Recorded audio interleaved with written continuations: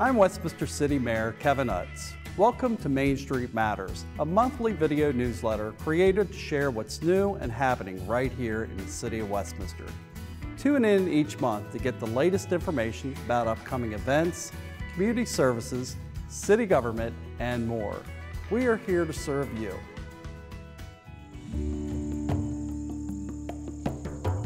In 2006, the City of Westminster had a weed problem at its raw water reservoir. The reservoir is surrounded by steep slopes and rough terrain, making it difficult to maintain. Thanks to an award-winning program known as Project Weed Eater, the city got its goats, literally. The award-winning program was proposed by Jeff Glass, the city's Director of Public Works.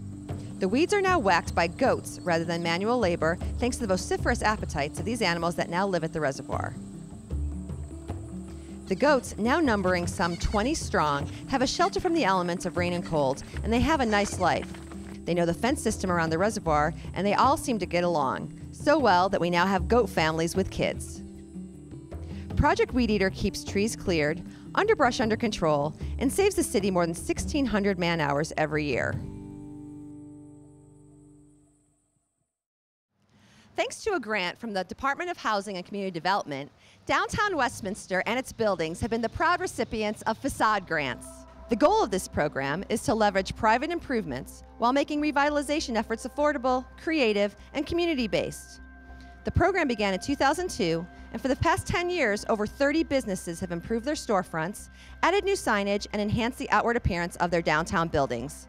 In this 10-year anniversary of the program, we thought we'd catch up with some of the grant recipients. I feel that, especially during the times that we're going through right now, the economic woes, that all the business owners need some type of help to try to increase business and increase the looks of our buildings.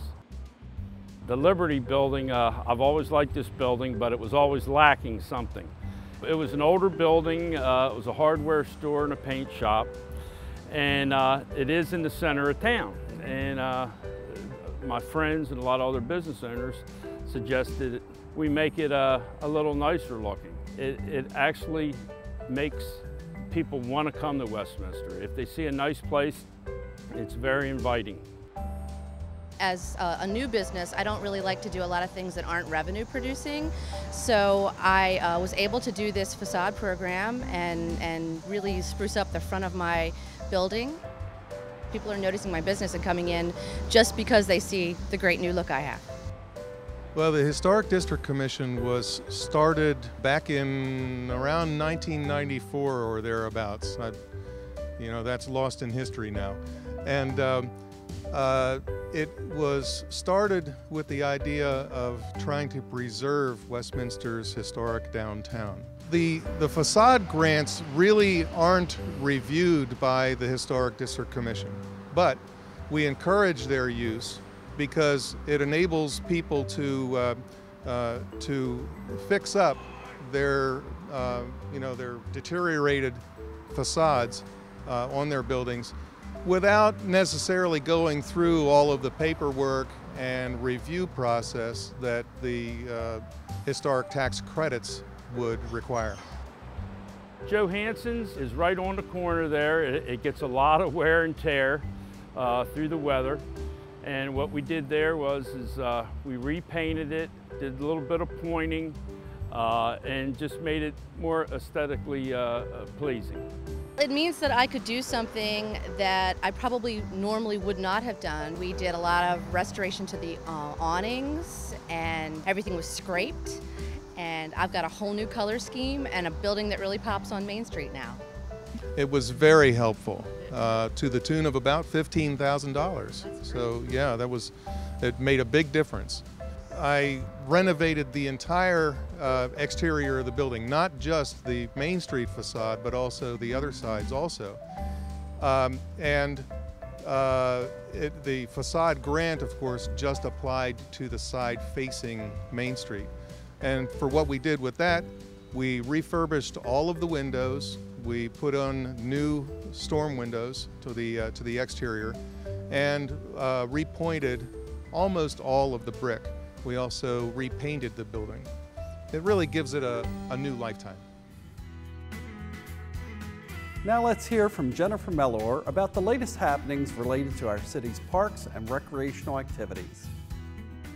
Westminster Fall Fest began in 1978 as an event to draw people to the downtown area, but it has grown so large that we now have it in Westminster City Park.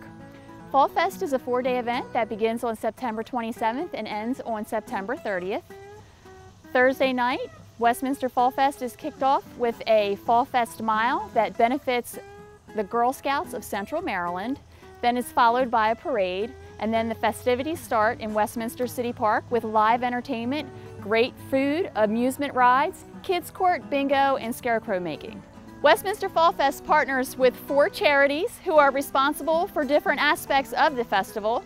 Those charities are the Stacey Davis Breast Cancer Fund, Carroll Hospice, the Special Olympics of Maryland, Carroll County, and the Tawnytown Lions. They provide hundreds of volunteers who work countless hours in order to make our event successful, and in the end, they receive the proceeds from the event. There's something for everyone to enjoy at Westminster Fall Fest, and while you're out having a good time, why not help local charities to continue to succeed in helping the citizens of this community? Please access our website at westminsterfallfest.com for more information.